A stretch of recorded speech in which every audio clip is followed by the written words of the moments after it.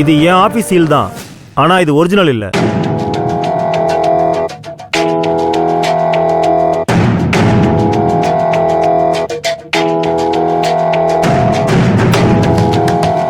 Sir, யாரோ duplicate பண்ணிருக்காங்க.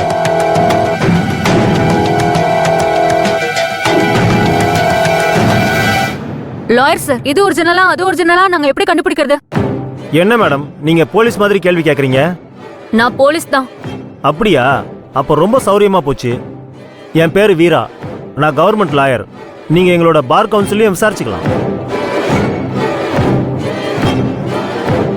Sir, அவர் நேற்று என்கிட்ட இதை தான் டைப் பண்ணி வாங்கிட்டு வந்தாரு. சைன் பண்ணி திரும்ப கொண்டு வந்து கொடுத்தாரு.